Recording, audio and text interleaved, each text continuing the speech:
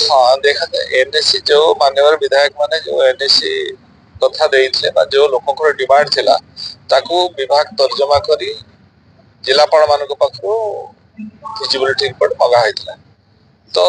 20 पाखापाखि feasibility report आसी ताकू तर्जमा है पंचायत राज विभाग को जाइए से पुणी तर्जमा है मान्यवर मुख्यमंत्री निर्देश क्रमे कार्यानुष्ठान ग्रहण करा 20टा बर्तमान 20टा है पुणी आसो जहाँ आसिले पुणी देखा